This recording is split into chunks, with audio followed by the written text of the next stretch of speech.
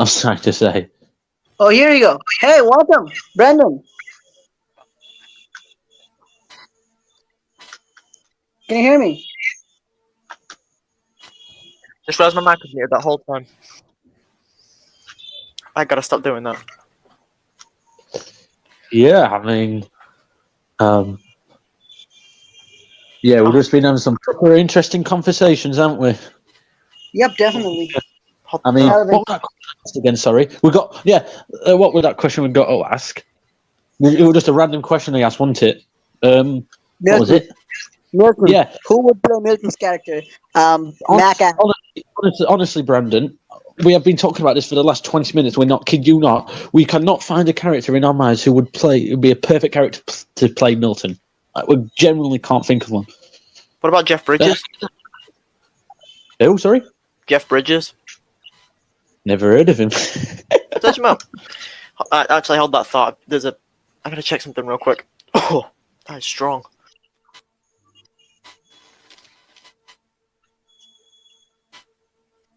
But yeah, I mean, we would. I can't believe we were talking about that for nearly 20 minutes and we can't even figure it out, can we? Hey, what about Harry Kane? He's tall and has a sharp nose. Harrison Reed? No, I said Harry Kane. Oh, Harry Kane? I thought you said Harrison Reed. What? No, but honestly, though, like, Harry Kane. No, he's too much of a nice person, to be fair. Oh yeah, definitely. No, just the body structure I'm talking about. Yeah. He's quite tall, 6'2", I believe. It's quite. Oh, It's not big. It's not. Yeah, I actually can he see has his that. own accent. Yeah. But yeah, I mean, I can't think of anybody else. Ooh, sorry about that. Oh yeah. I don't know. Somebody was having a fire and very strong. You were having a fire. Somebody's having a fire. What? No, I looked out on a window and I'm like, there's smoke and I can smell really I can just smell. Oh, it's horrible that. Yeah, it was really strong. I had to Well, go to be check honest, this I hope the cigarettes are coming soon. I'm not the kind of person to say pack it in because that'd probably get my head kicked in. You know, so like, I don't say anything. Yeah, I just close all the windows and try to ignore it. But I mean, well, you know, I mean, yeah, I mean, Oh, yeah, so the Nanny affair? Oh yeah, it's been 2 chapters, hasn't it? Yeah. Mm-hmm. All I can say is I'm definitely leading on to Jordan being a lot more skeptical and suspicious. Yep. Because we had the first one, we had to go to the opera, which was actually quite interesting, to be honest. I think I probably would have been interested in the opera, and not for the most obvious reasons. The opera itself seemed quite interesting. Not sure what it was. I also liked how we got to interact with a bit of everybody. We showed up at the opera all glamorous. Someone, Lana, being a bit jealous. I think one of the most interesting things was the run-in Sophie and Robin had. Like, because I remember eavesdropping on them. It was kind of interesting to hear. It's like I was thinking, oh, she's trying to get her to connive or something or to cave in, but it's like, could this be something a lot more genuine? Maybe Robin finally has genuine feelings. This could be interesting.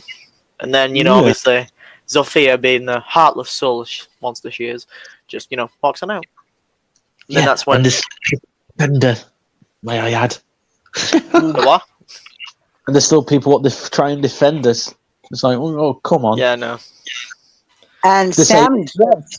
She still cares about kids. No, she doesn't. Yeah, she really doesn't. And Sam's dress was really awesome in that opera. I loved the dress, the blue.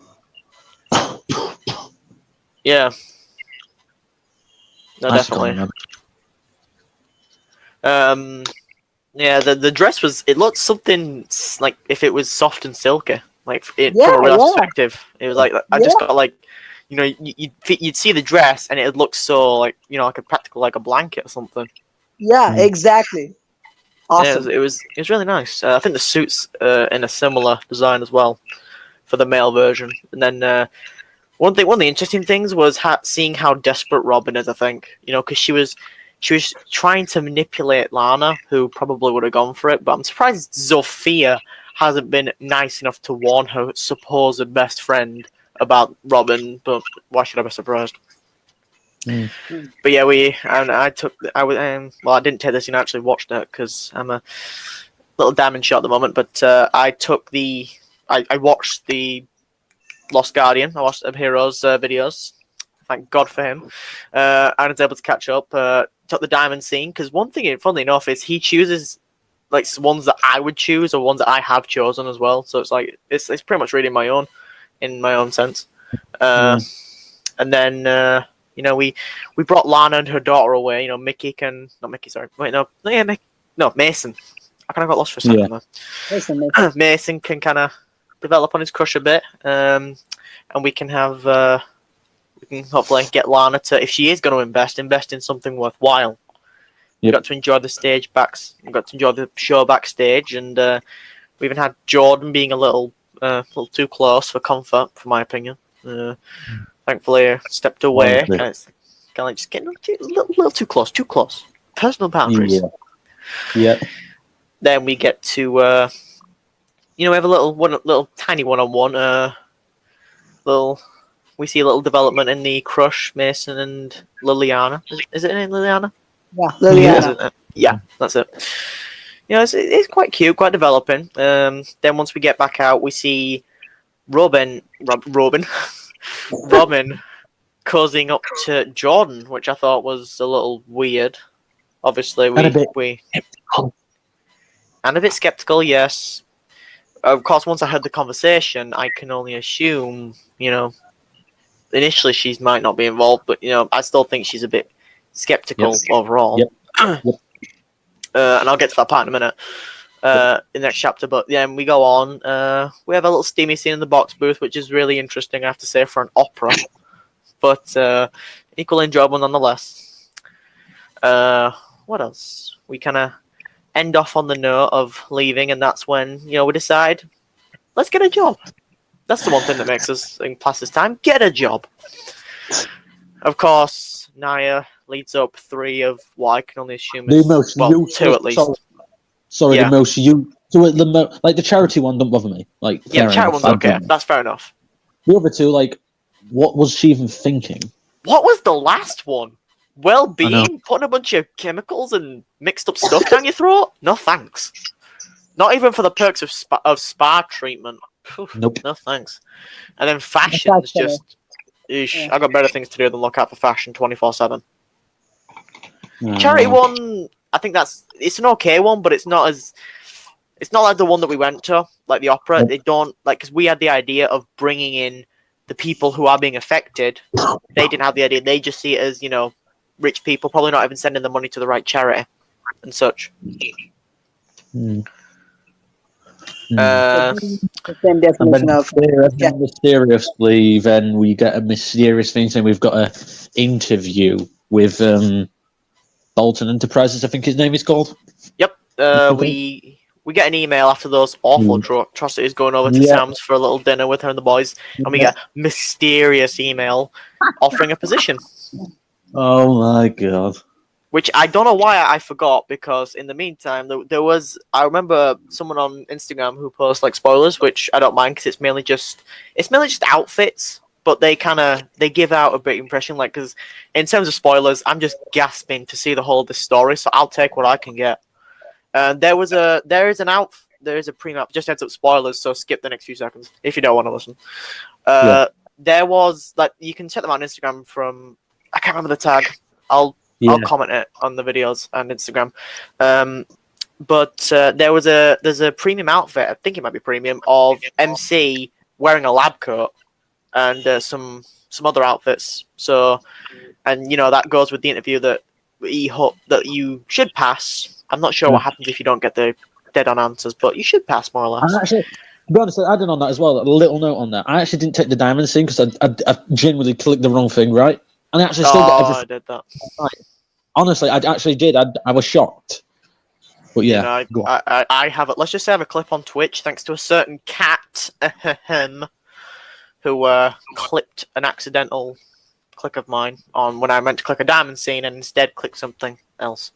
We're not going to talk about it. Thanks a lot, cat, by the way.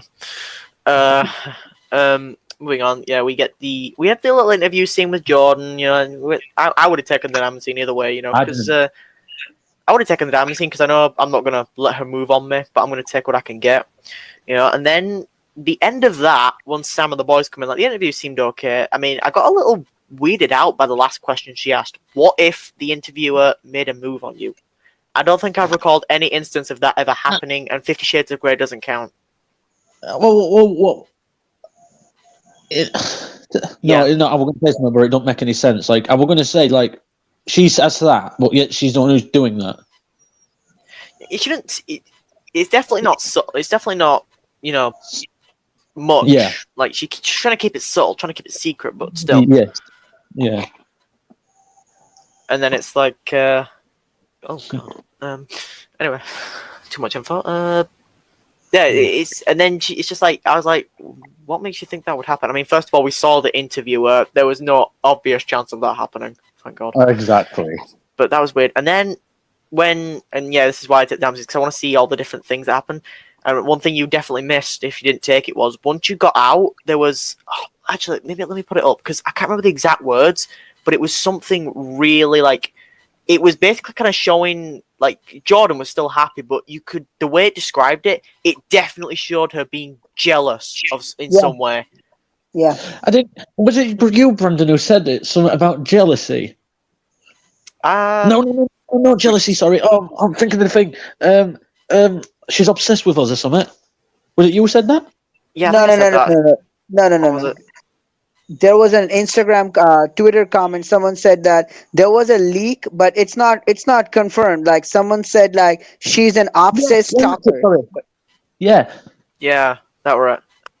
Yeah, sorry. The way she is, you can tell she's definitely into it. Right? Definitely. I'm almost got it. Come on. I literally can't go any faster because it goes by 10 seconds and that sucks. Yeah, so it's like, you know, you have that little moment with seeing, yes, Jordan, it's like, here it is. You turn to Jordan in the doorway. She's staring at Sam, her brow furrowed, but she quickly schools her expression.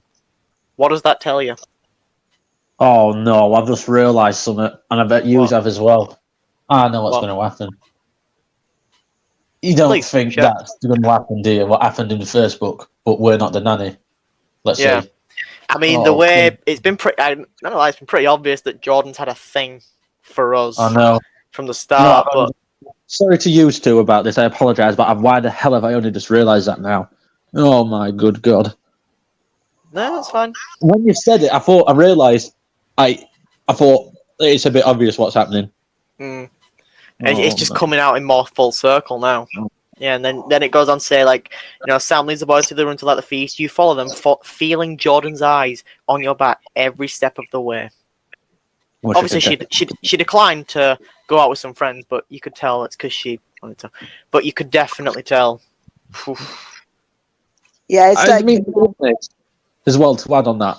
I think realistically, if you're looking at it, that's probably what the plot has been, or probably is still going to be. I think it'll be a case of Jordan. The way I've seen Jordan now, after kind of that, while she is going to be working for that, but based off the first scene we saw, I'm going to see her as a bit of an opportunist. She's going to go with the flow and to get what she wants. So far, what she wants is us. Yep. And so far, what I'm thinking with is she's going to take whatever chances she can. And like that moment in the book, there's going to be something in the book that causes some tension between us that Sam may not feel comfortable with. Not comfortable with, but something's going to happen. You know, it's like, because it's somewhat to do with going public, obviously. They're so into it. It's like, they're so into it now. They're so with the idea and going with it, doing whatever it takes. What happens? That's just the main question. What happens to make MC in that start say, like, why does she not want to go public? Or why does she not feel like this or something? I can't remember what it was. I might have to look it back up again. But yeah, Honestly, it's like, I'm sorry, Brandon. I had to add on that. I actually, honestly, because I had to reset literally all my progress on literally every app, right? I reread it and I took a screenshot, but I've missed it. But I know what you're on about. I actually took a screenshot. Well, I took a picture of the thing, and it I know what you're on about. Yeah. yeah, no, I've got it up now. It's like you're in your apartment. It's the one that you don't. It's the one that you don't get with the other opposite diamond scenes. So it's going to be different in the future. It's like I don't think I'll ever be enough for her. And conveniently enough, Jordan's there, and she's trying to comfort, being a little flirtish. You're amazing the way you are, and she slips her hand in yours, but then it's spiking something like saying something about her touch feels deeper than just friendship. And then she's like, one thing that got me as well. One thing I kind of tied up is in one of the chapters. I think it was the first one with the interview. Yep. She said something like, "I respect you and Sam," in a way. She respects everything you do. And now, in this one, she's saying, "I've always felt you deserve better than Sam." Care to explain the kind of mix there? I'm telling you, opportunist. For 1 minute, she's saying she respects both of us and stuff like that. And now she's saying she thinks we deserve better. Or she's always known we deserve better. I know, it's like I've said it before to you. It's like, no offense to you, Stu, but I've always said Anta from the start, who's Novice. I don't trust her. I said that in the first ever thing. I said, I don't trust her one bit. I have been skeptical of her. She seems too perfect. Yeah, that's what I said. Yeah, definitely. I definitely got that vibe from her. Now and then he goes on to say, like, I could do better things to you that hide you from the world. And it's like, last I checked, Sam doesn't want to hide. She wants to make this work and go through, and then that's when it cuts off and goes to the present. I mean, the past, sorry. Yeah, and also one thing you said about Sam and MC. So I think from next chapter the process is going to start because I think if we get the job, I don't know, something could happen. Like Sam can get uncomfortable because MC says at one point, like, we want to prove that we don't need others' help. We can do on our own stuff. So then Sam can say something that a misunderstanding can build, and just to develop, and it can become a really big misunderstanding. So start. Yeah, there's also another factor of the problem. Zofia and Robin in the same workplace. Yeah, they would just add fuel. Yeah, I think the new description actually did, because the description came out for the next chapter. New job. It's your first day on the job, but will an out of office spat make you lose your focus? Yeah. What's gonna happen? That's probably something with Sam. Like maybe she's unhappy that we didn't tell her that we are joining here or something, and something would happen there because I'm feeling that way it could go, and then that scene with Jordan will come up, and so that's that.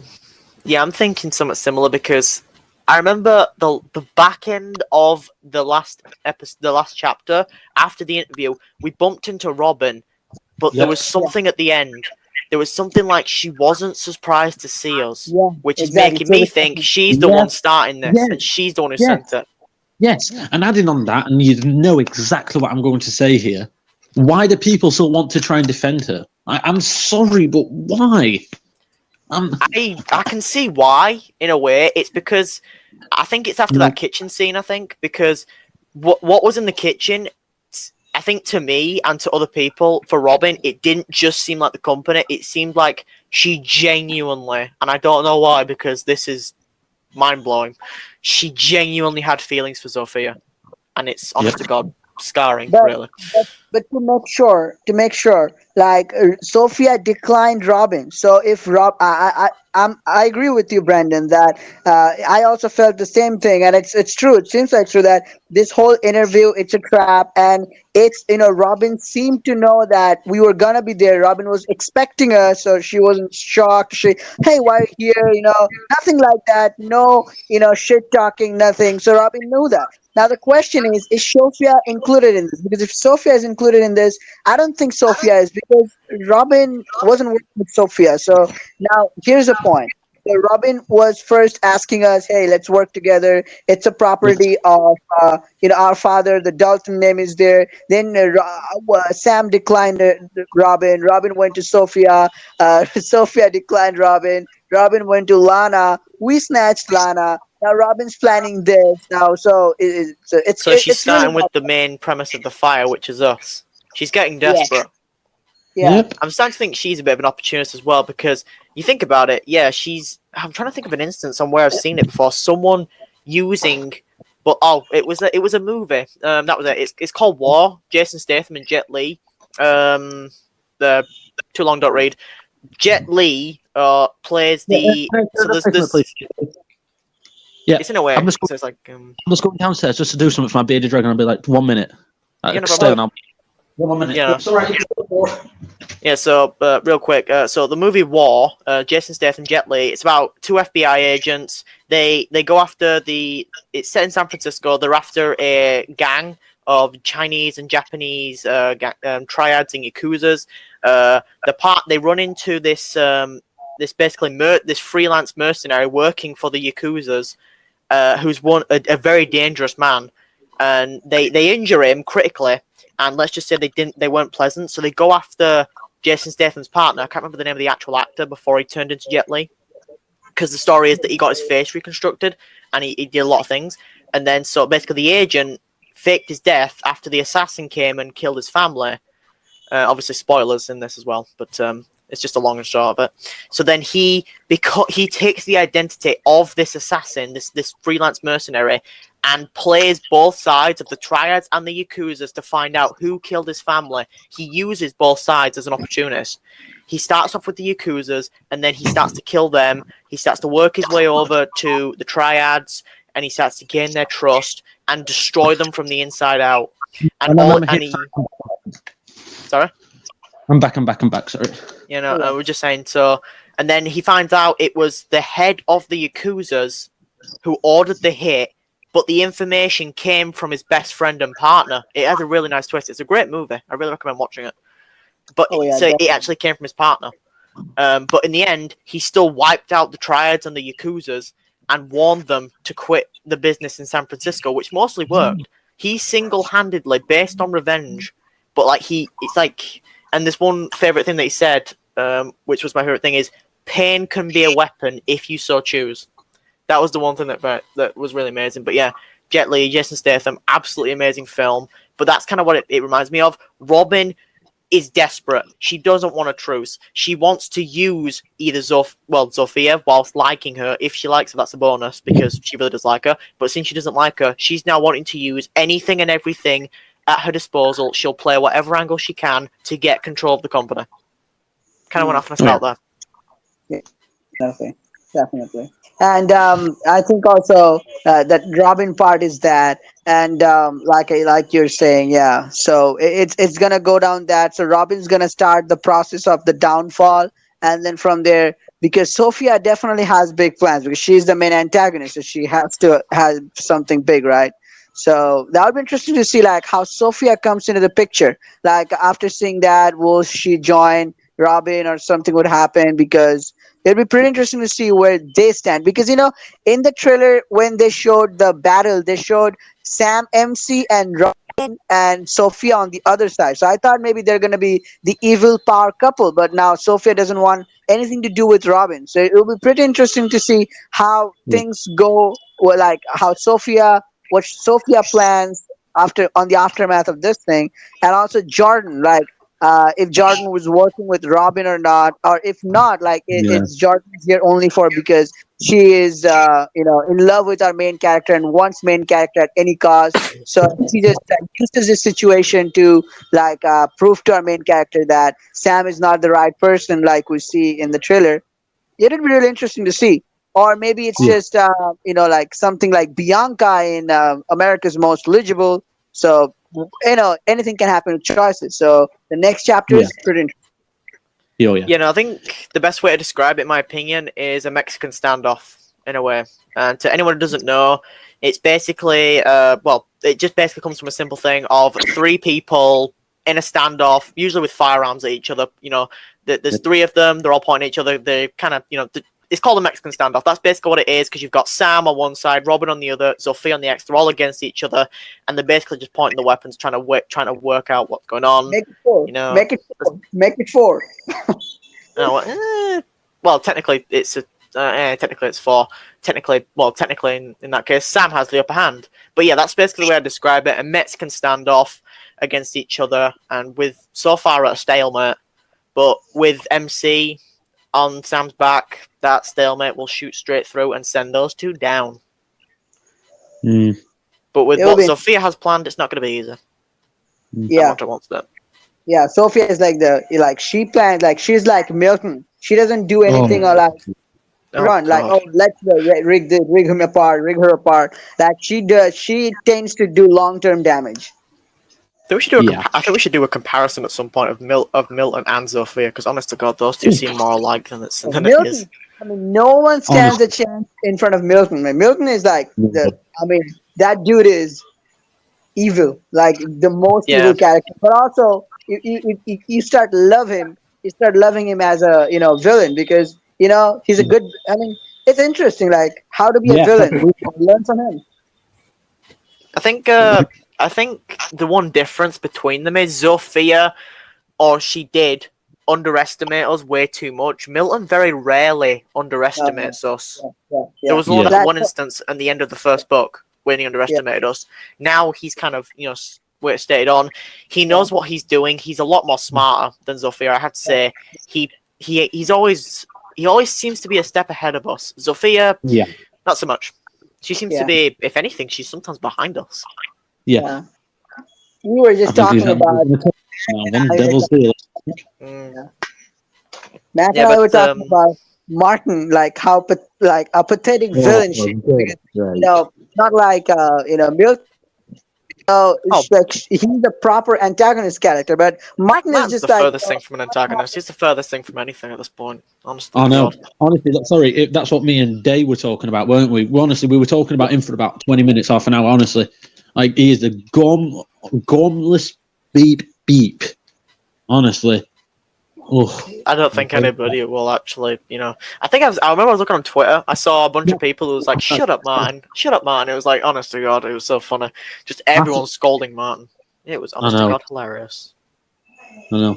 I heard somewhere, but he might have been a mole or something, and he's there for a reason, but I don't believe that one bit. Yeah, Martin's just weak. I won't say, he's not, I don't think he's as desperate as Bo. But then again, Bo kind of apologised. We made amends for that. But Martin, Martin, no, I won't put mine past it. I won't put past anything. But I think the main thing I'm just doing is just binge trying to think of what Sophia has planned and how the story of this, because it's really spicing up. And one thing I'm very confident about and happy about is the first book of the Nanny Affair, thankfully, went to 20 chapters. I'm hoping the same thing for this book. Oh yeah, 100%. Really hoping 20 chapters. God, if it went to 99, I wouldn't even be a problem with that. Honestly, like you said, Brandon. No, not what you said, like the way you speak about it. Could actually be a thing. I just realised, because I'm definitely thinking, I was thinking for a second there, what if it did go past 20 chapters and it kind of fulfilled that little thing we were talking about for the book 3, the wedding, it ending off on a pace of like a happy ending with the family. What if it went past that? But then I remembered there was a strong...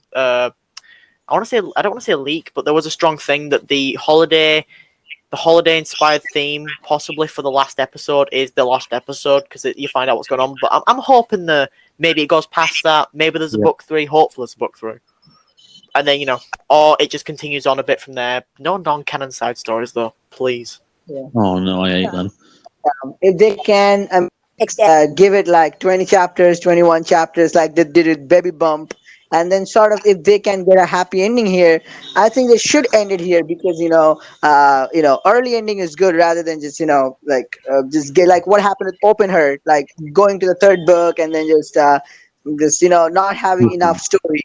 So I think the book just should be like worth it at the end, and it's building up well at the point. A lot of things are happening at the same time. The Jordan thing. The Robin thing, then here Lana was a factor, now she's our ally, then Sophia, so things are happening at the same time. It's a good point. So one thing as well I just realized is so far the Nanny Affair has ended on a good basis, but what if, just theoretically, and I highly doubt it, the second one did not end on a good note? And by that I mean, we're at the holiday party, things are going, but it ends on a cliffhanger, like the I can't remember which series. I think it was the Raw Romance series, one of the books I was talking to Eric and Jerry about.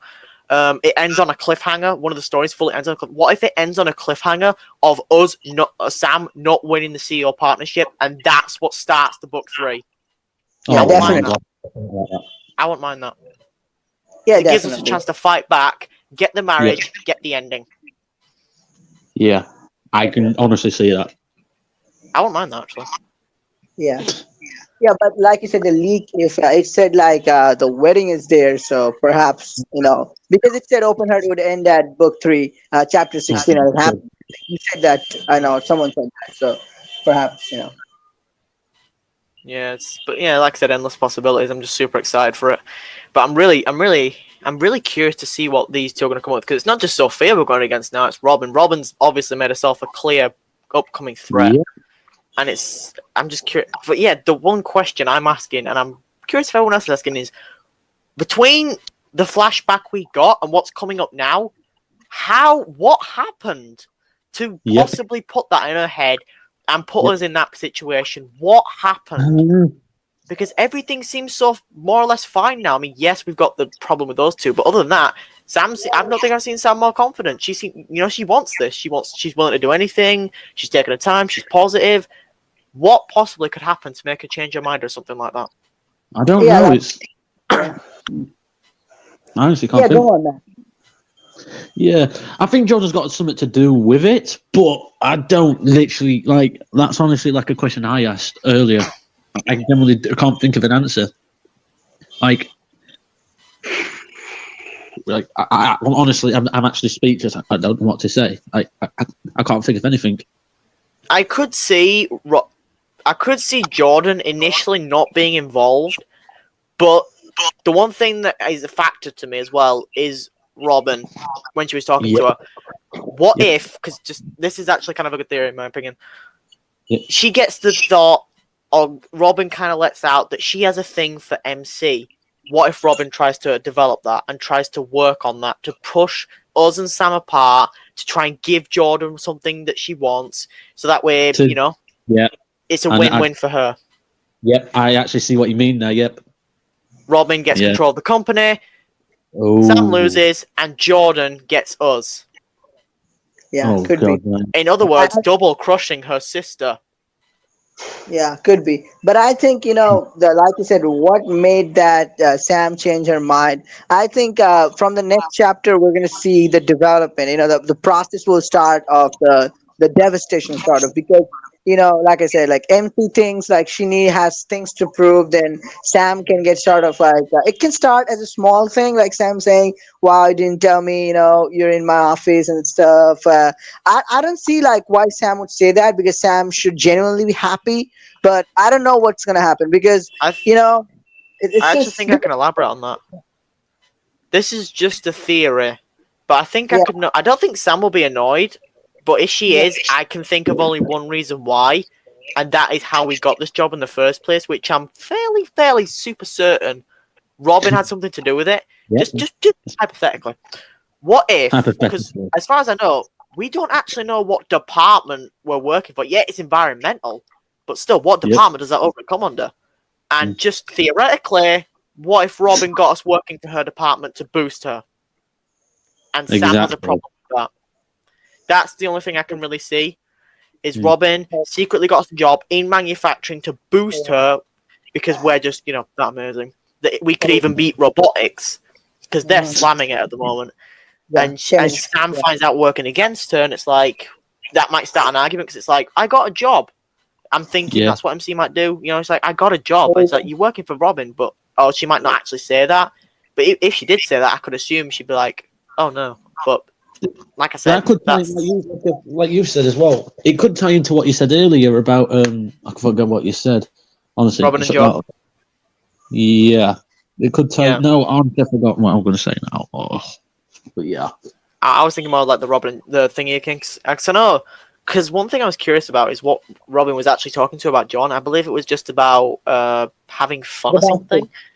No, no, backstage, yeah, like how things went with Lana, I think, yeah, something like that. Yeah, she obviously she has to realize that Jordan is the only neutral ground that can be manipulated in this whole conflict easily. Yeah. She maybe invites her out for. What if I just got another one? The friend Yeah. she went out with on the dinner, the very last chapter. What if she actually went out to meet Robin? Yeah, but I think what you said just it makes than anything that we work for Robin's department and we are working against Sam. So I never thought of this, but now I think of it, I think it really makes sense. It really Yeah. does. Definitely, because all Robin has to do is get Jordan drunk, or maybe just open up to her a bit, and get her to tell her how she really feels about MC, and boom, Robin has the advantage she needs. She just has to convince her of her plan to help her. Simple. All she has to do is drive a wedge. Well, actually, what does John have to do, actually? She doesn't have to do anything. She just has to be there to comfort and support us, and all Robin has to do is make sure we stay on her team for the factory, so they work together. So Sam's things don't work out. Robin's there at our back always, and Robin's crushing things, making things pressuring. So in that case, it instead pushes MC and Sam apart, pushes MC straight into Jordan's arms, and Sam straight into the gutter. Robin gets control of the company, and Jordan gets with MC, so she could possibly think, which will not happen. Exactly. But yeah. Exactly what I want to say. Yeah.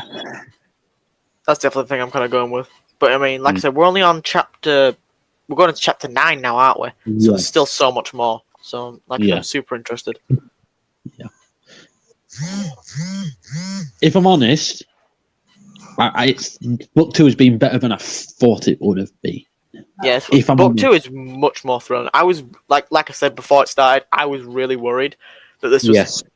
Well, initially, my initial worry was that we'd actually get the chance of going away from Sam, but then obviously that was cured. But then I was still kind of worried how things are going to play out. And so far, it's been playing out really, really well.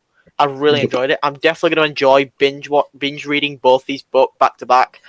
But it's going to be so good. But like I said, I'm just super, super interested to see what happens now. Yeah, definitely. I mean, very interesting. It started out like really slow, but slowly it's like building up the pace, and So it's reaching the climax. So perhaps from the next chapter, I think it's 8th chapter this week. So I think it. Let me check. I can check for you right now. 9th chapter. 9th. Wow. 9th chapter. Yep. Oh wow. So 9th chapter. Yeah, we were talking about chapters 7 and 8. Yeah, so laws of attraction. Remember, from the 9th chapter, we got actually the murder mystery, and sort of from there it went on. So that's been burned up really well.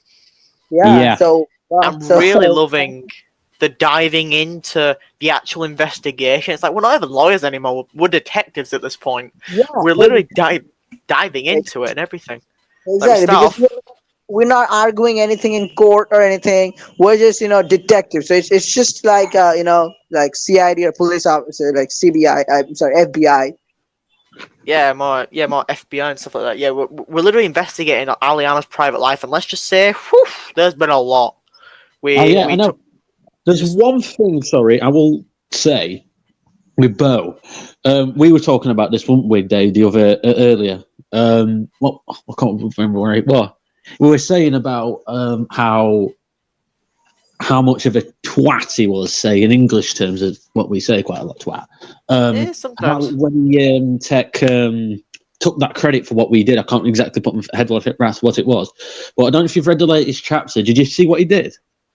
I actually missed it, but I know it impacted our rankings. Basically, what do you want me to tell you or not? Because it is quite significant. Basically, what happened was I actually forgot. I know what he did, but it was something about we weren't supposed to go and do something. Yeah, and Bo actually stepped in, and actually he took the blame for us, and he could have got sacked for that. I'm like, we were talking about this earlier when we were off, and we were saying, like, I genuinely didn't expect him to do that. He could have been sacked, and not to mention with the reputation of his family. I remember seeing that now. No, I actually do remember seeing that. Yeah, I was like, respect. honestly, like I said today, I said, look, I think we were on equal terms with him now because Definitely. he could have got sacked. I thought, wow. Not to mention, he tried to dump us down to last place. How is that justified for doing something illegal? At this point, you've got to bend the rules to get to the truth. You've got to bend the rules. You can't play by the rules to get the truth, really. You can never do anything right and anything proper by playing by the rules. You have to bend them. Not break them, bend them. Yep. Perfect loophole. Devil's Deal Book 2. Oh, good God. Yeah, I can't wait to go on to that book. Oh, no, honestly, before we go on to that, honestly, me and Dave were honestly talking about Devil's Deal for about 40 minutes. Honestly, anyway, lots of attracting. So yeah, like I said, there's been a lot of build on that. You know, we've discovered about Aliana's past, her life, career. Found out that Sharp, the client, they weren't actually even together. He wasn't even. Wait, he was in the same house, I think, but he was in like a far different room.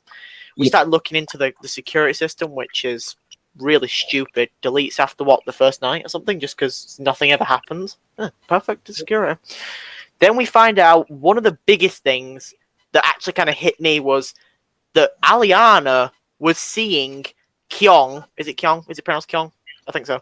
The CEO of the company from the first case we did, which was dumped in the ground because at this point Kyung, as far as we know, is fully corrupt and stuff. So that's what we're saying.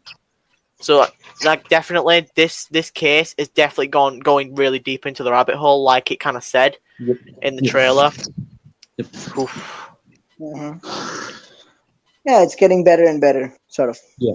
I'm curious to see how Kyung fits in. And there was also a thing about we might have a run in. We might be able to meet and run into Aliana's family.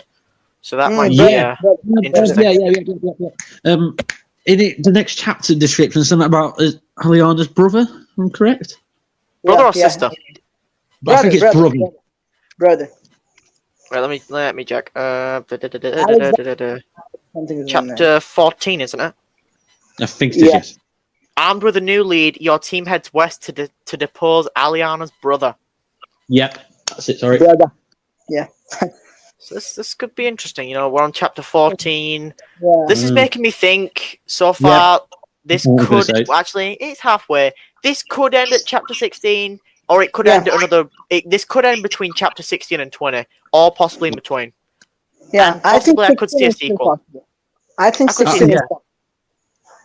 Yeah, and I also think that I think Aliana, Marcus was really, because anyone would be really skeptical about it. Like Aliana was such an environmentalist, and she was sleeping with going like a jerk who is hurting the environment one or the other. So I think she was trying to extract hypocrisy there, isn't it?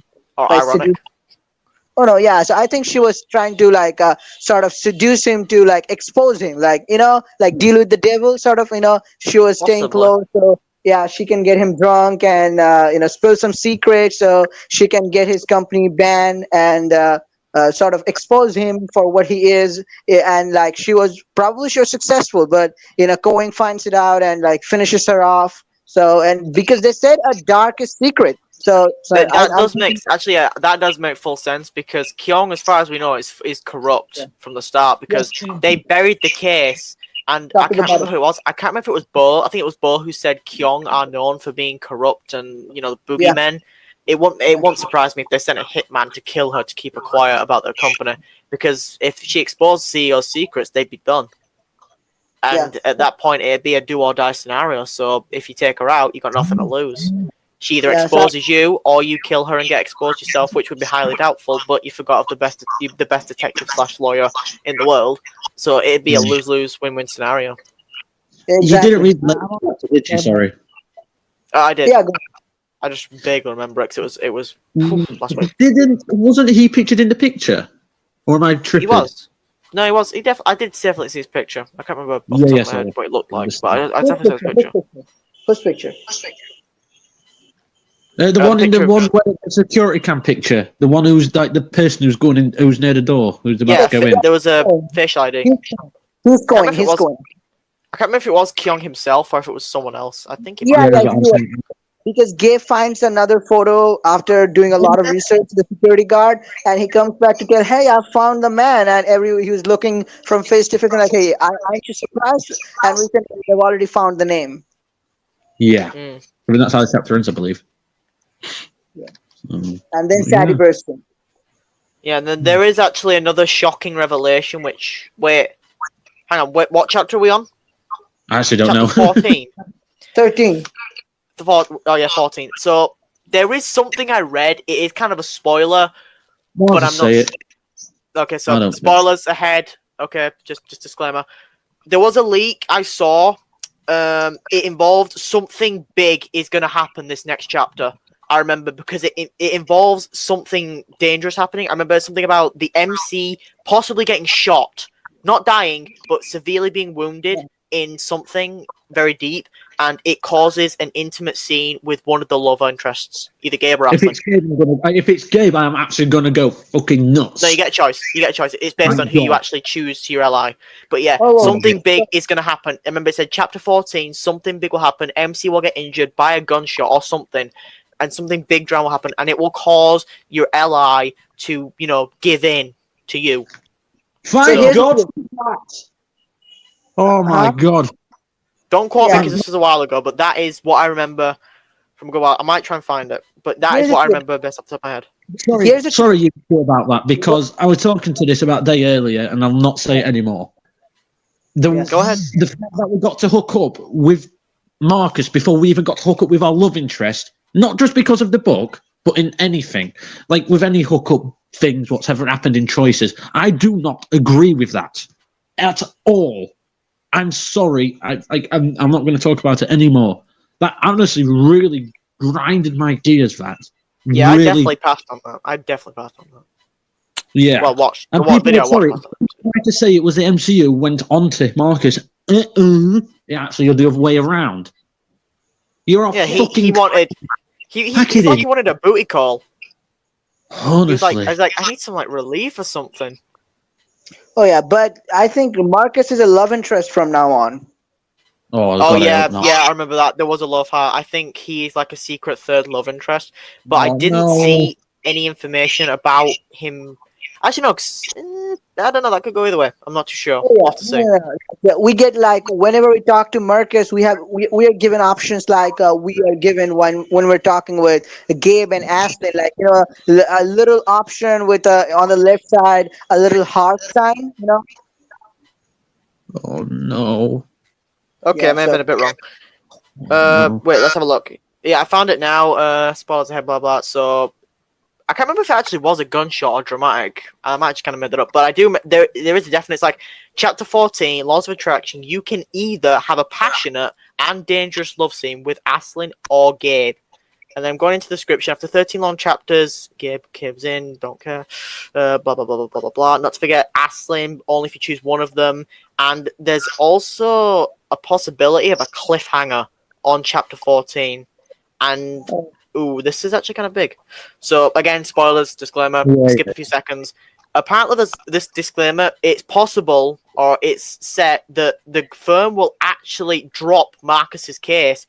And yeah, this is what I said, because MC's life was almost endangered. There is something dramatic going to happen. It's going to affect MC's life. I don't know if they're actually going to get injured, but I doubt it.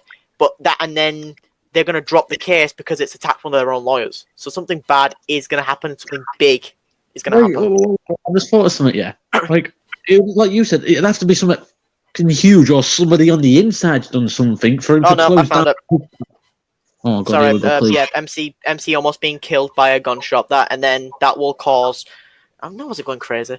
And then that will cause the firm to pull out of his case because of the endangerment of one of their lawyers. And there's even there's even dialogue from both of them. So one from Gabe: I don't care about the goddamn phone. I care about you. You've always been what matters. I thought I was going to lose you.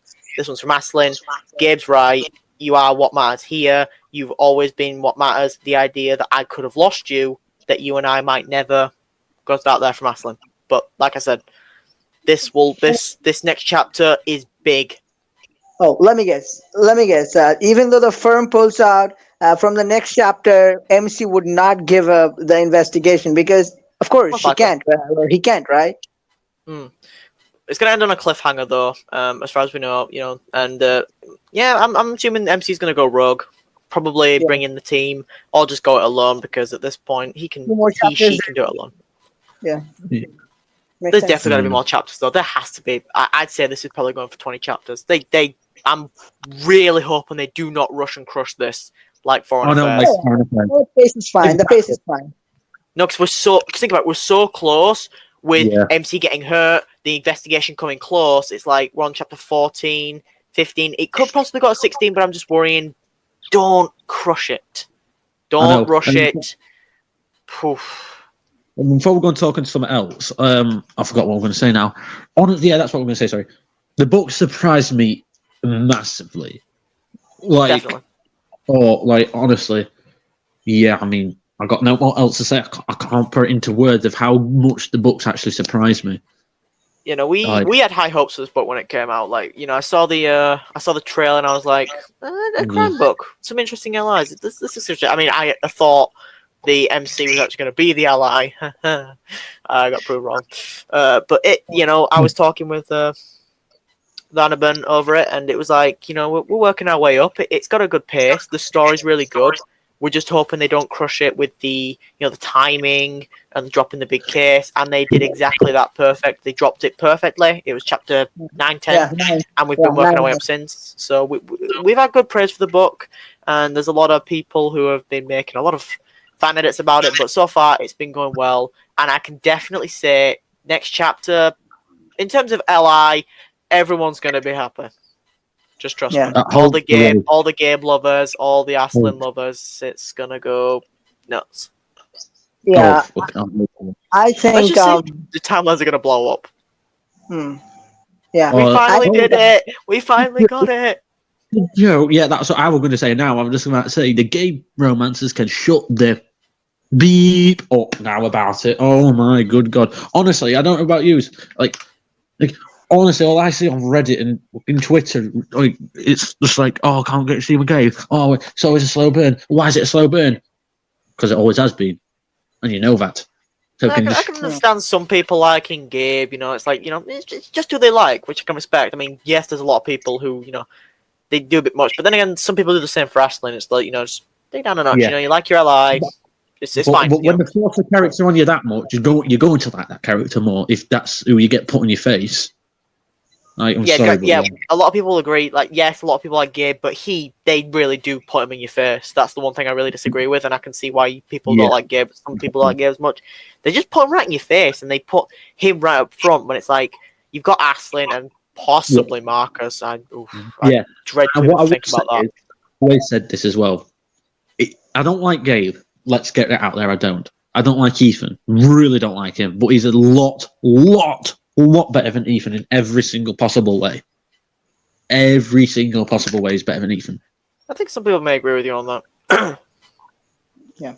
For me, you know, I go like so far, you know, the books I've played, I have seen a fairly balanced love interest, except you know, the Open Heart and kind of this book I would say, but otherwise, you know, the books, even if the books that have, you know, just one love interest, it has been really good. For instance, Charlie, just one female, but it was really good. But for Open Heart, I kind of felt like sort of I wanted what was her name? I'm forgetting. Ava? No. Aurora. So, but yeah, she wasn't an ally. Esme wasn't an ally. So I was Jackie. Kind of didn't. I didn't feel anything for Jackie, and so I chose Raphael at the end because that's what I do when I don't like the females.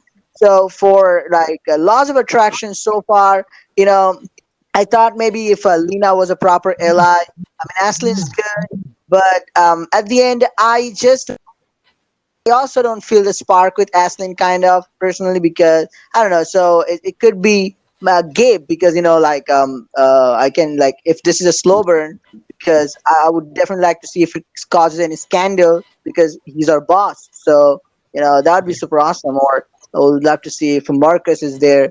So, you know, other options to try. But yeah, so far, like Brandon was saying, this book has been super awesome in terms of right pace, like exact. It takes a good amount of time to read the book to understand what's happening. The right pace, good, eventful, just like Open Heart Book 2, eventful, things happening. And 14th chapter, if what you are saying is going to be true, it's going to be mind blowing. and Yeah. even 2 more chapters after that. And if they make the 2 chapters worth it, I mean, lengthy chapters and worth it, it would be worth it. It would be worth it because it's just endless possibilities out there. Oh yeah. Definitely. Hmm. I think that's about it with choices, isn't it? So now, So far, we're gonna talk to Gary. Oh, sorry, there is one more book. which book? Thank God. The Royal Finale. Oh, Dreams thank of- the Lord. Yeah, I've Thank been the reading Lord. that. I'm I, completely out of the blank on that. I haven't read that. Oh, I haven't. Oh, God. Yeah. What I will say, without spoiling anything, don't trust the two people who are supposed to protect you. That's all I'll say. If it's I not don't me even. protecting myself, I don't trust anyone regardless. Oh That's just yeah. the I one. mean, Yeah. I haven't even started one royal book. It's a pretty book series. Yeah, me either. Honestly, you don't want to. It is the honestly. I'm not trying to be funny, but I'm genuinely being serious. It is the worst. Honestly, it's the worst diamonds I've ever spent. Honestly, it's the one of the worst books I've ever read. The series is honestly annoying. I mean, if I start a book, I need to finish it, and if I Oh yeah. start the royal, one book, then I don't know. It's gonna take me 1 year, and I can wait. So I'm not gonna just start now. Well, yeah, I mean, but that's about it. We've got to talk about with choices, I think. Yeah. So that's Dream Zone. I mean, Devil's Due. You've been dying. Oh, no, what about Honeywood first? I think we're still a bit blank on that. Oh my good God! Honestly, I'll let Day talk to you. I'll let him talk to you about it. Honestly, oh my God. Yeah, we were talking about what yeah. So Matt's feelings about Carrie and his theories, demon, Devil's Due. No, honestly, with Honeywood, you even said this, didn't you, when Brandon was busy? Oh yeah, 14 inches. Honestly, honestly, yeah. I don't, how is that even possible? Like you die of blood loss. Like, come on. I mean, Oh my. how is it biologically possible to carry? I mean, it just doesn't make sense. Honestly, though, what I will say is that it's very, very, very, very, very, very explicit. Vulgar, yeah. And also, in hostel story, there was a mention like 10 inches. Like a male reproduction organ. How the fuck it can be 10 inches, 14 inches? I mean, come on, like that's going Okay, up. I think we should actually label this explicit as well. Jesus. No, honestly, though, honestly, no, we kid you not. Like, very explicit, and it's explicit because what would you say he is? Dave, would you say he's as a friend, or would you say he's an enemy now? His name's Dick. His surname is long, so his Dick. full name is. Oh Lord. Yeah, you don't want to. No, honestly. No, but the story is good. It's like Yeah.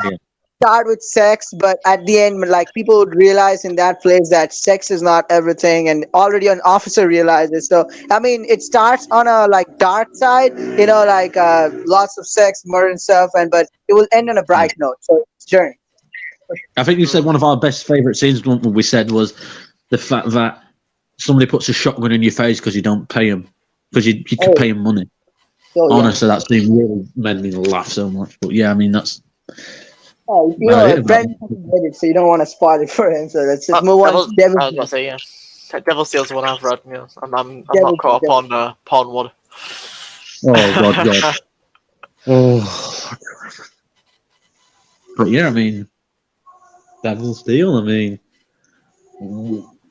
where do we even start with that? I mean, well, we could go back. I will say at the start of this vote, you can tell I'm very passionate about this book.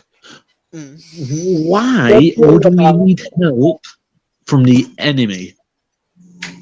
Oh yeah, from the headline of after we left the chapter. Yeah. Yes. Well, I mean, there's a few factors to think about it. Manuel's taken a lot of damage because he was attacked whilst we were in jail. You would have thought that was the biggest highlight for everybody. Wasn't me. get out your heads. His face disfigured, like his lower face disfigured, and it's like, oof. The demon side, our demon side, as far as I can tell, is being manipulated by someone. So it's like, at this point, a lot of problems are coming up. To kill me here. Please do not kill me. I don't know if I'm just tripping or I'm going mental. You think Carrie's involved? I don't think it's Milton. You don't think it's Milton? I don't think it's Milton who's manipulating us to do that. No, honestly, I don't know why. I just... If not Milton, who else, I guess? Exactly, that's what we were saying. We were talking about the banner of the Devil's Deal, and Mac first brought it to me, and I also think about it. I think the banner, you said, Brendan, that it could be our mom, but it kind of looks young also. I also thought about it now. So I think it's one of the love interests, and I think it's Carrie. Yep. Wait, let me have a look. Actually, looking at the features, you might be right. Yeah, no, honestly, no, Brandon, can I just say one thing, please? Yeah. I'm not attacking you because of it. Like, honestly, fair play to you. I know you love her, but like I said, I don't think it's the mother. I said it was Diana, whatever her name is. I don't think it's her. It's definitely not, what is her name? Samantha, because she's blonde. Because she's blonde. Just she's not bad because she's blonde. No. Oh my good God, no. Oh, good God. Oh God, no! Just to rephrase it real quick. Because of the features, the hair colour, say. Oh, don't worry, guys. It's not Samantha. She's blonde. Oh no! Actually, I was about to say, isn't Carrie blonde? Does that mean she's not it as well? No! Oh, God's sake! Oh, they're busted. No, I mean. Who else can it be? All right, then if that's the case, and if it's not Diana, if it's not them two, then who else can it be? Who else is dark? Actually, I hate to tell you this, but looking back at the collection picture, Carrie looks blonde. Well, can I ask you one question though? Well, who's there every time a murder happens mysteriously? Well, I hate to say it, but I'm agreeing with you. Exactly. Yeah, I got tipped off about it the last episode when it mentioned about her trip to Japan. That interrogation room thing.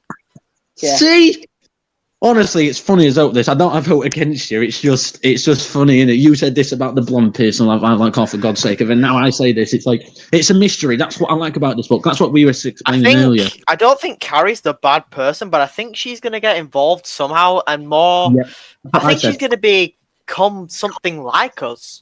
In a way, because if you think, but she'll become. Oh God, could you imagine if she turned out to be like a secret sister or something? Ugh. Whoa! Oh Lord! Okay, so just disregard that for a second. But I'm thinking she's gonna become something like us. She'll understand. Maybe come back to love interest, and maybe it'll just be like demon lovers or something. That's what I'm kind of thinking. Like we were saying though, like on a genuine note though, I can't see it being Diana. Samantha, no. No, because she's Carrie. No, I was taking the mess there. Let me say. What about Carrie? Because she's blonde. I'm going soon a bit.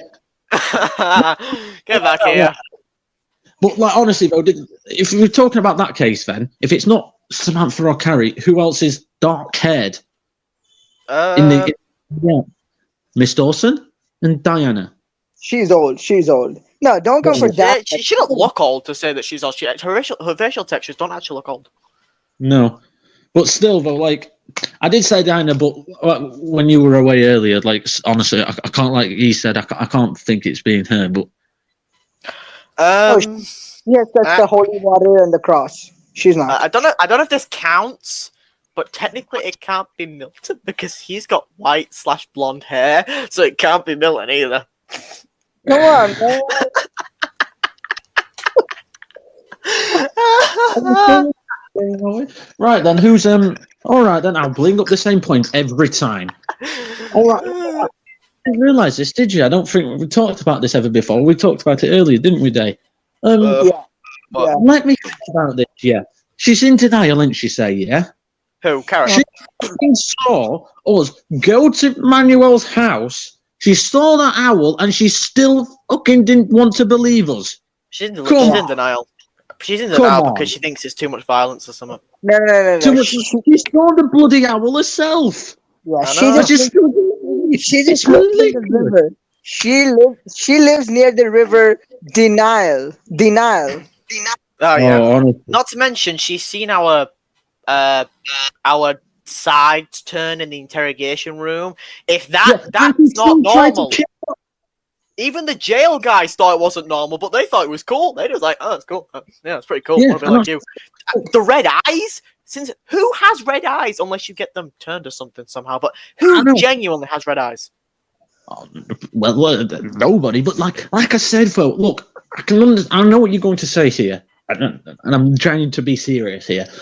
I know if you had a gun on you and somebody were like demonic, you'd try and shoot them. But still, come on, she tried to kill us for God's sake.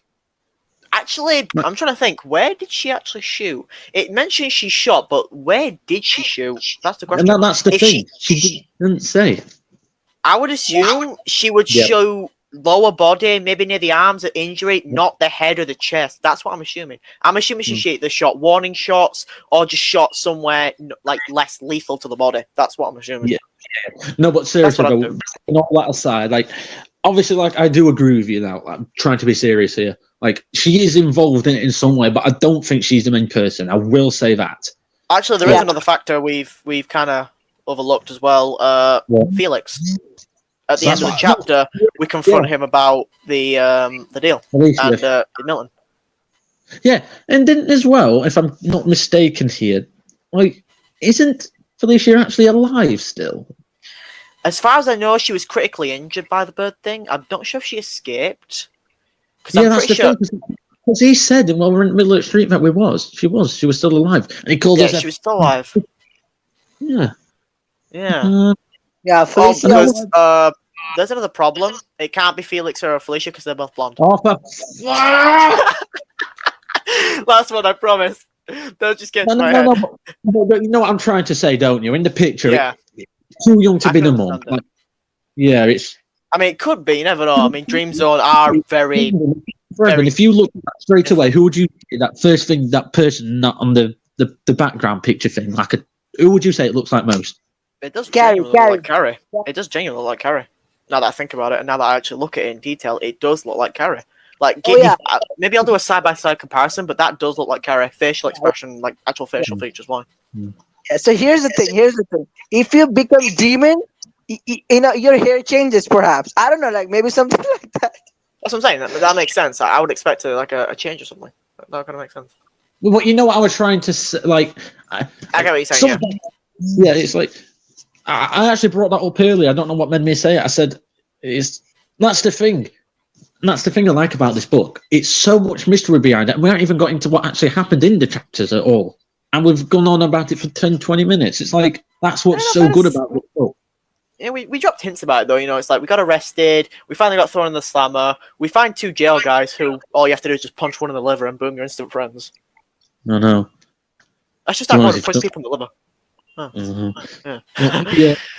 But they seem pretty cool. I mean, on the off chance they just wanted to jump us, you know, we taught them not to mess with us, you know, showed them that we are evil demons. Well, without telling them. I mean, they just think it's cool. They're just like, oh, hey, you're cool, dude. Please be on our team. I like those guys. I like those guys. I'm hoping I like them. Like, I know they're criminals. I know they tried to jank us, but still, I kind of like them. I'm hoping maybe they become like some sort of backup, and they kind of help us. Allies. Yeah, allies. I mean, obviously they'll probably get slammed, you know. But look on the bright side, they're criminals, so you know, it's a win-win situation for everybody. Yeah, they're cool birds. You know. Mm. Yeah, because on the other chance, we've only got Diana, who's still recovering. Sam, who's, she's not really made for physical combat. No. Manuel, who's already been disfigured and injured. We're more or less on our own. So at this point, we should take any help we can get. Yeah. So I think on that thing for Carrie, so, you know, the last chapter they mentioned, like, Sam mentioned demon being a Japanese demon. Being manipulated. I think, So I think also the voodoo things going on, and also, you know, Felix is probably doing voodoo and stuff. So maybe, you know, Carrie went to Japan and they sort of picked up these demonic features, and even There's like one what thing. happens to the main character. Milton There's ran into one her. person we forgot about. One. I was just thinking. I'm going back, Betty. thinking, is there somebody we've missed out? Betty. Oh, she Betty. shut up. She did take the deal, as far as we know, once during the last book. But for then, it seemed like she kind of forgot about it, or she had her mind wiped. Yeah, because like I said, because the description said as well that it said, Did she go to Japan with Carrie though? yes, I believe she did. Maybe that's what it is. It's not Milton. Yeah. It's maybe it's Milton, but Betty was Yep. the last one under her control. And as far as we know, once you do one of these deals, you're more or less, kind of soul stuck, apart from the main character. Exactly. So, what if Milton's doing that to get against us? But there's always one thing we're always overlooking. He can do whatever he wants to us because we're not human. That's the thing about us. But we're always overlooking. We're thinking about the think stuff, but we can't seem to think outside the box. I'm not saying we're bad or anything. I'm just saying this. We're trying to figure it out, and we're not even in the book. We're readers, and we're trying to figure this out. And he's even going over our heads. He's going over everybody's heads. No one can figure him out, apart from the writers who write him, obviously. Yeah, because they know exactly what he's doing. Oh, Milton is a mystery. Yeah. To But the like game I said, and the readers. Before, I'm not going to what we'd said before on that, but still, for what we actually originally wanted to talk about, what I said first, why would we need his help? Yeah, I can see that being questionable. It's like, regardless, you're not going to want to take help, but there's, apart from the problems of, we're being hunted. What else? We're dealing with the factors of we've got no allies now because they're all injured or gone. Oops. Families. Actually, yeah, there's one factor that's kind of quiet for the moment. Our father. What could happen with him again? He's already had treatment, and he does play a part in this because he knows about this stuff. Well, for the most part, he doesn't know they were half demon. He just knows that he was married and in love with a demon who's in hell. Yeah. What happened? Yeah, I don't know if this has anything to do with it. Like, he knew something straight away about a gris something. If I'm correct. Gris. Yeah, that was the flower leaf that someone left us. Samantha told us to burn it, and we felt better. It's like someone tipped us off about it. Like someone she figured out what it was, but we didn't. It's like, this is what I think I'm kind of getting. What if it was purposely planted to do something to us, and whoever planted it knew we wouldn't figure out until it was too late? So what if that gris caused something? Because that's what I'm getting. 'Cause, like, we knew it was something against us, and then all of a sudden it's just burn it now, and we feel better. It's like it's like a Trojan horse in a way. It was sent in to deceive us, and we didn't figure out what it was until it was too late. That's the only thing I'm getting so far. Yeah. I mean, yeah.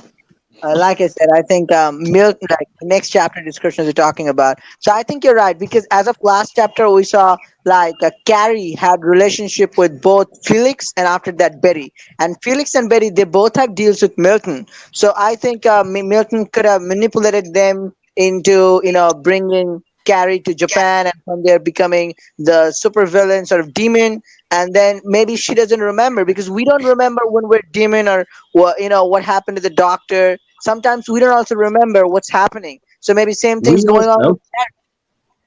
We also don't remember what happened when we went to that dinner party with Betty and Carrie. Yeah, definitely. Oh yeah, that was. Yeah, but that's the thing as well.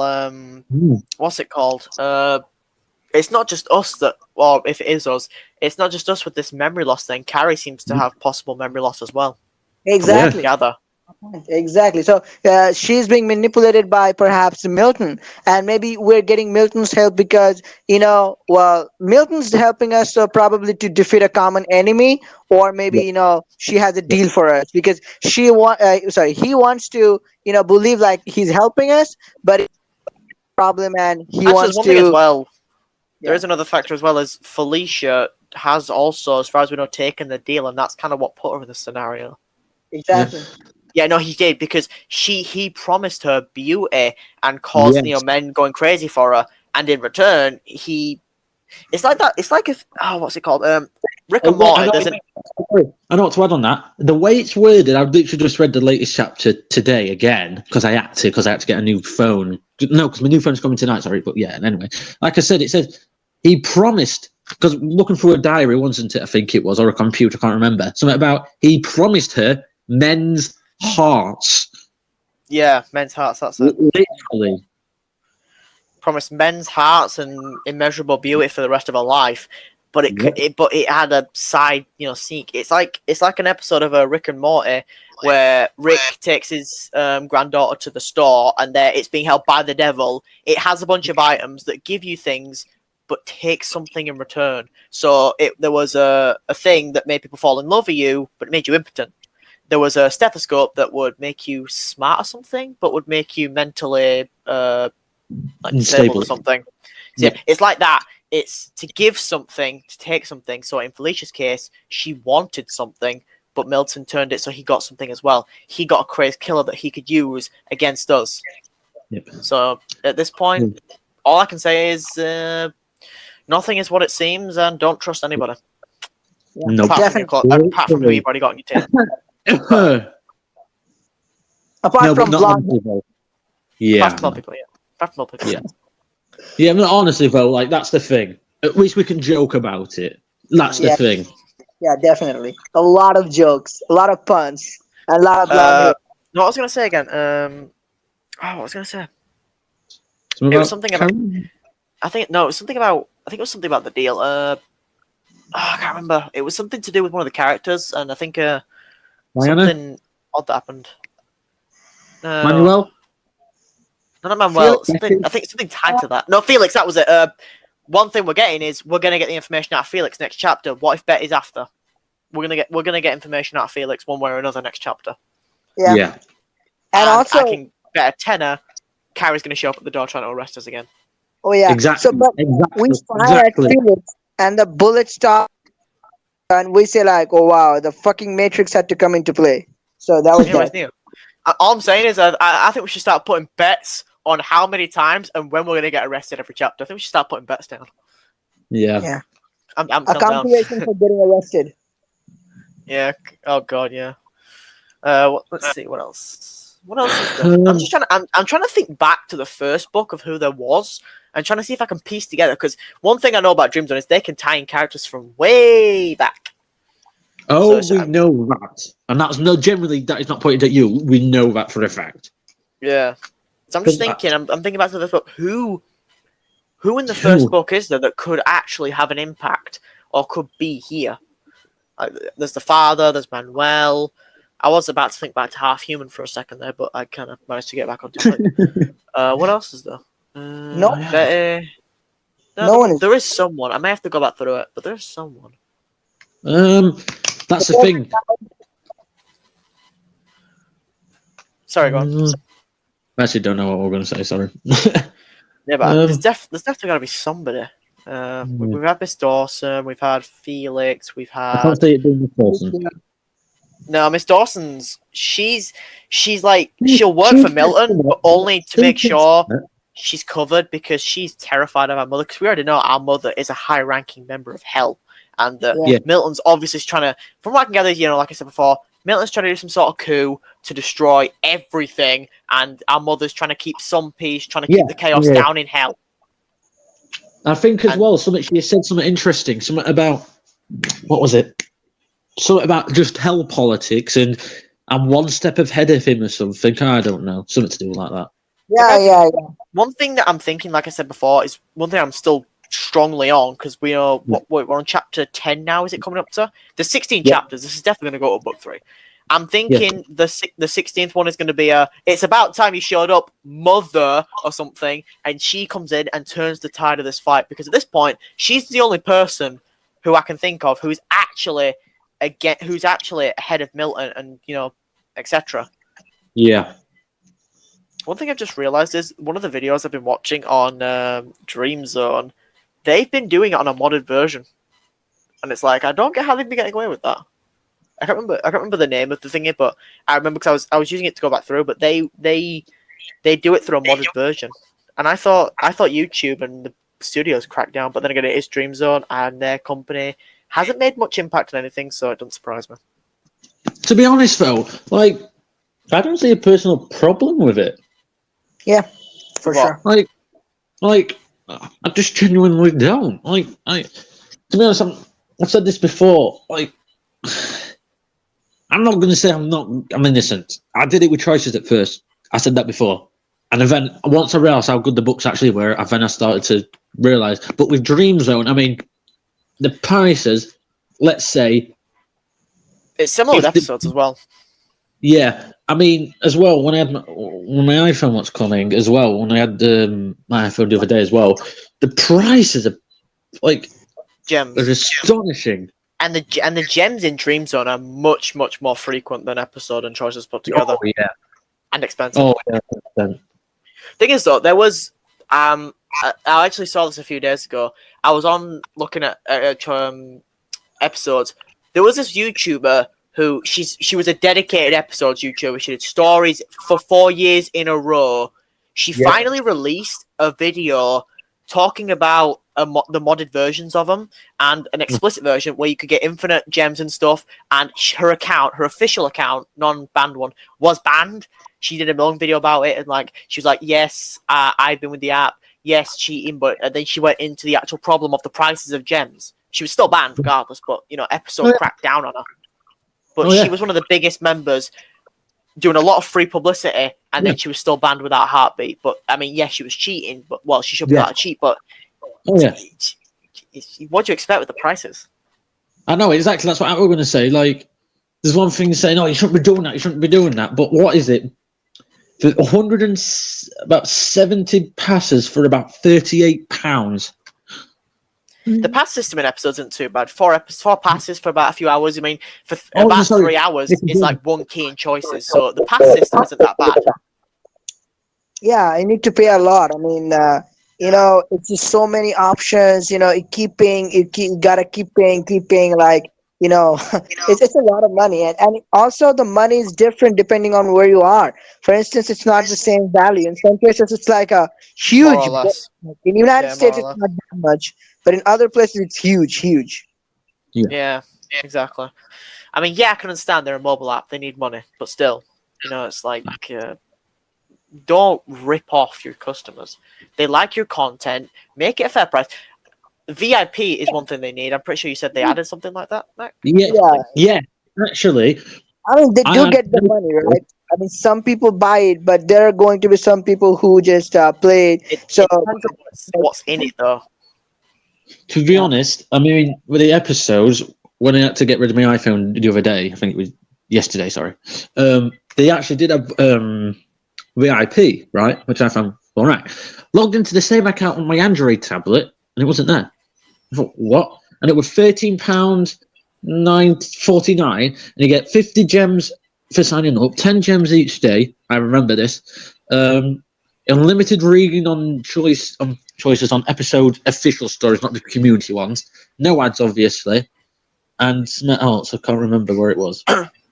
Oh yeah, I see it now. It's not like a VIP. It's more like just like a streak system, and you get like passes and gems for consistent. This just being consistent on the app. Yeah, like I can understand that, but if you've got, you don't even have anything to start off with. I feel it should start off with like, I don't know, a couple hundred gems, maybe enough to get through a story.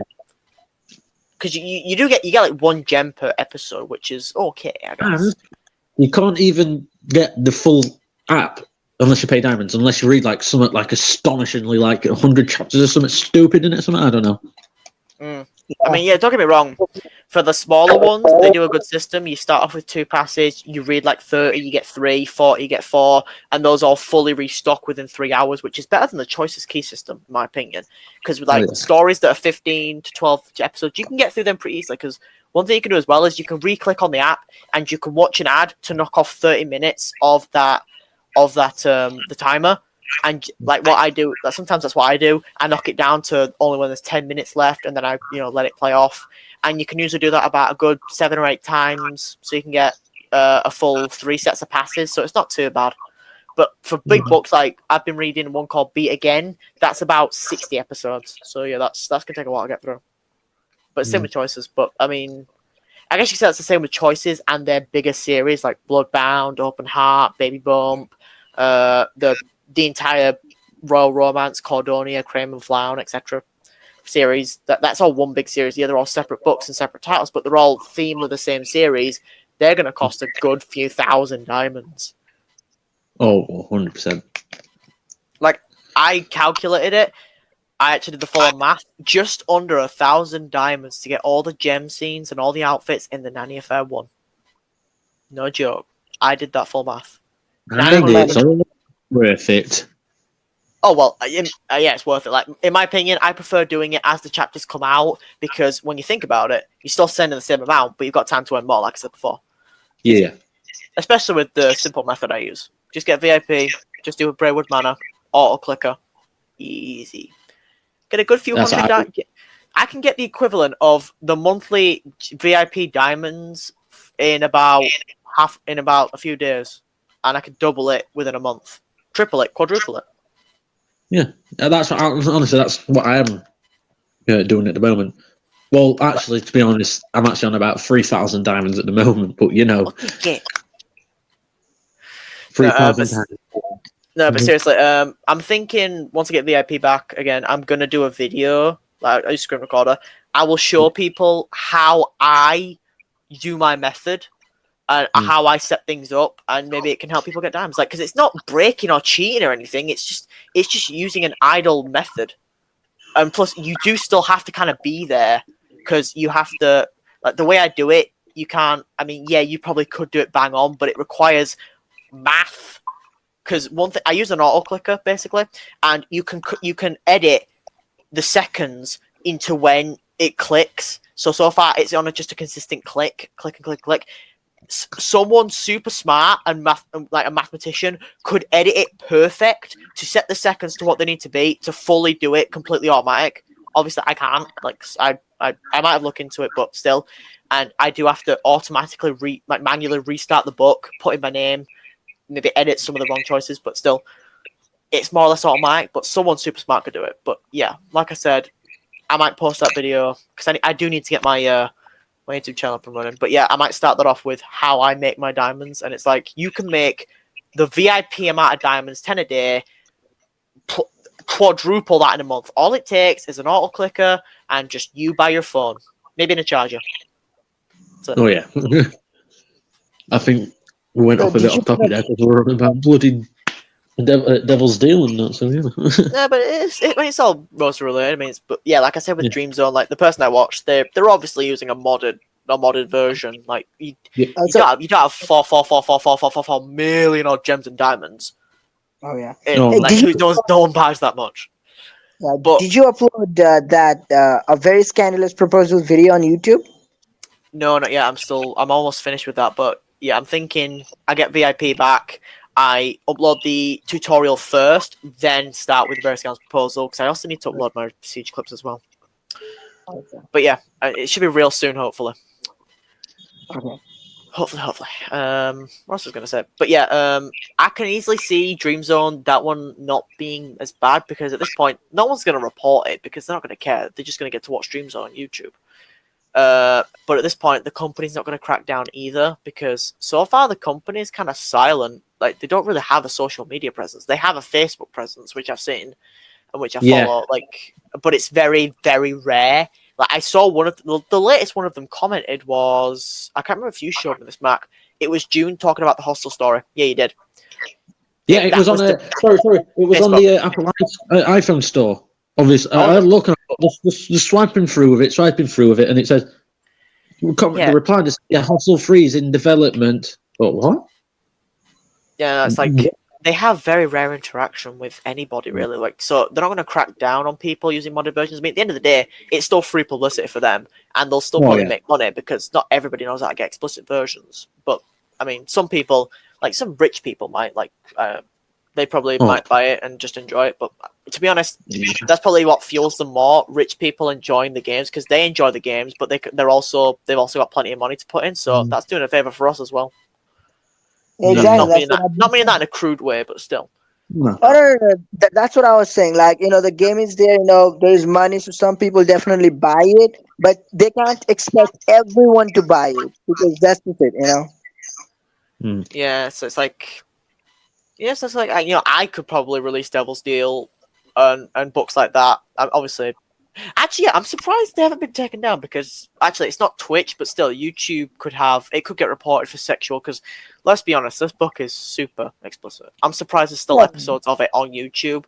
It could get taken down because that's one thing I remember as well. This kind of goes off on a tangent as well. Ab Hero, one of his Nanny Affair episodes, the gala was taken down due to it being sexual or revealing too much of the body, which is basically just underwear, which is basically half the chapters anyway. But the Dream Zone doesn't get taken down for its explicit text. Not to mention, it doesn't show nudity. It shows like shoulder skin and then whitens out the areas. But how does his channel get taken down for that? But Dream Zone videos don't get taken down for that. Choices isn't that explicit. Yeah. I mean, hell, completely off a tangent. And sorry for saying this, but this just came to my head. There's people who do naked yoga on YouTube, and I'm not even joking. No. It's like, how does that? How can that not be sexualized? I know, and it's people do hot tub streams and all stuff like this. But I find it funny with that and all stuff like that, with Alinity and all that crap. She hardly ever got banned, but yet men did for stuff they didn't. Andy You know what finally been banned, but she's gone on a different career path now. Oh, for God's sake! And she's gone on a music path now, but she's still selling Twitch clips and stuff.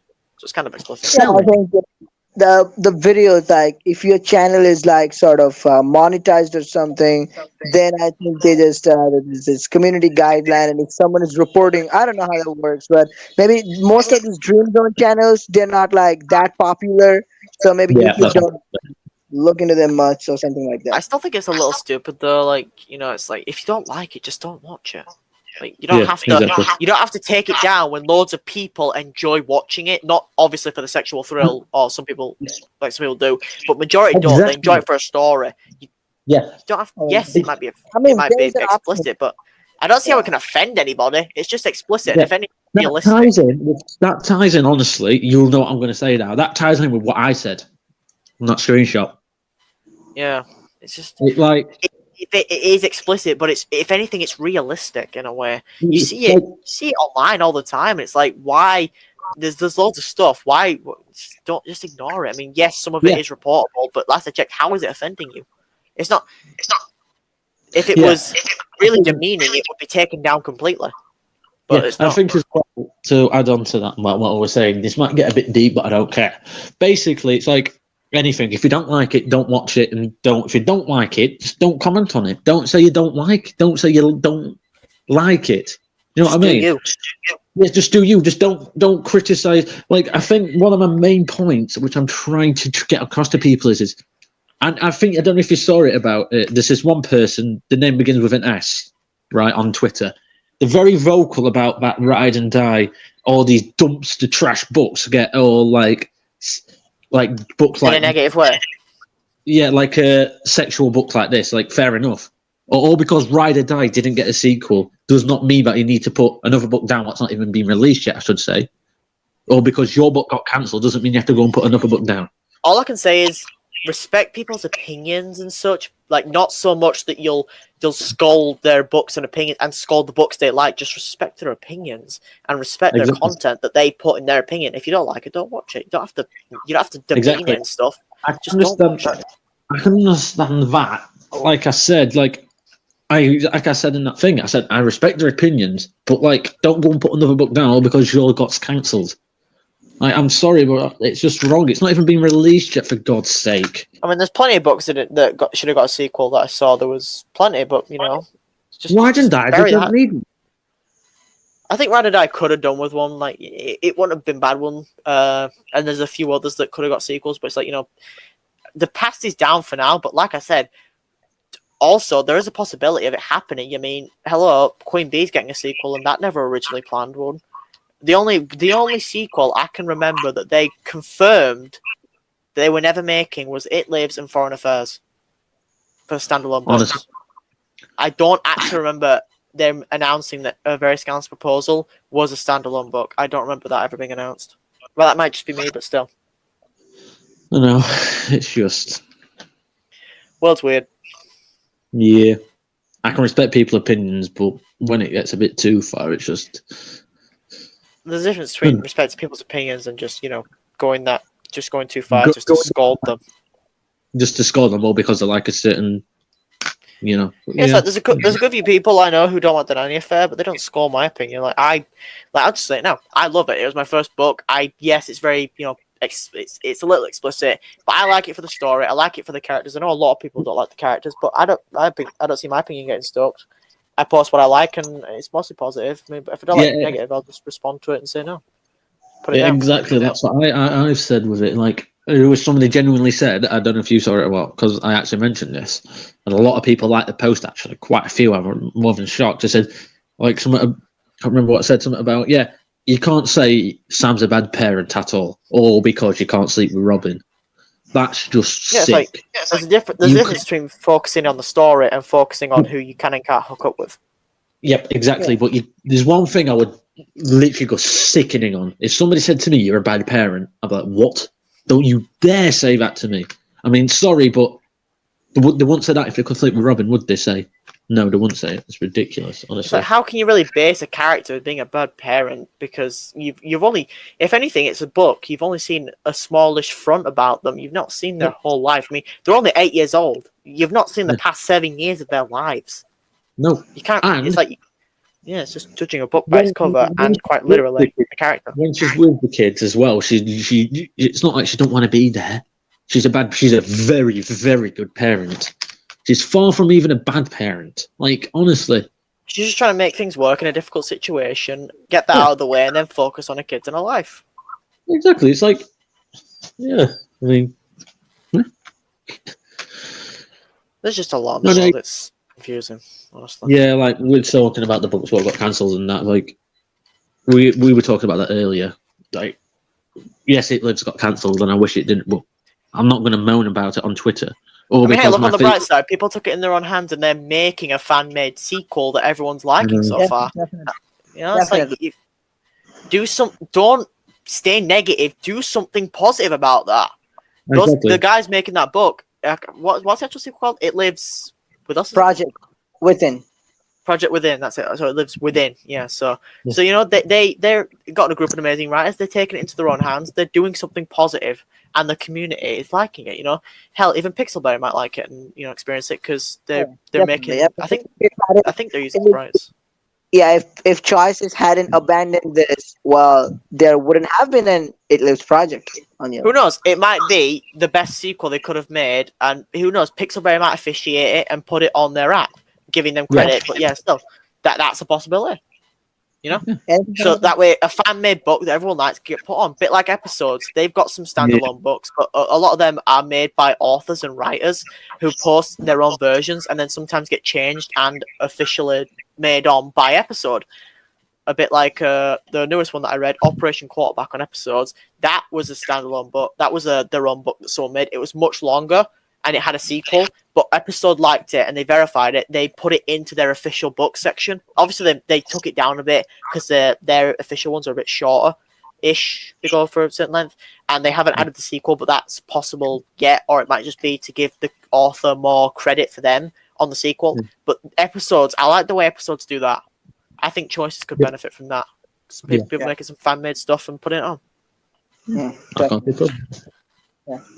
All right, so sorry to cut this short, but I think I gotta go. So it's time to end. Yeah, no problem. It's been a good talk. Sorry for being late. But I can say next Monday is definitely going to be a thrill with all the books. Oh yeah. I think, to be honest, to add on that before you go, tomorrow, you idiot, Macaulay. Next Monday is going to be one of the best days we've ever had recorded on here. Just based on the fact we've done next Laws of Attraction, Nanny Affair, and more importantly, the Devil's Deal. Literally. Laws of Attraction would be like that. It will be reaching its climax if what Brandon said is going to be true. And Nanny Affair is like we all were talking about. So we'll have a lot to unpack in the next chapter. This week's chapter, and Devil's Deal. Wow, a lot of theories. Yeah. You're right. One thing as well that I want to mention is on Dream Zone overall. Apart from Honeywood, after Devil's Deal finished, we're gonna have to find another book to talk about. No. Oh, yeah. Well, We're I gonna don't know talk about you guys, but Ragu Gang. no. Oh, Rogue Gang, that's I say I think it's good if we keep on keep a go back on Dream Zone because Dream Zone has a lot to talk about, and I'd love discussing one of those books. But also, it's like we take a lot of time going through those chapters. Like we could go back to a book that's already finished with sequels. Like you guys, we could talk about a certain few chapters and just see how we're going. Oh yeah, definitely would be fun. Yeah, definitely. Yeah. Okay. So thanks for joining again, and stay safe. Take care. Enjoy the week. In your life and in choices and Dream Zone, and stay safe. And next Monday we'll again go. See you guys soon. Yeah. Stay safe. Bye. In a bit. Yeah. Bye.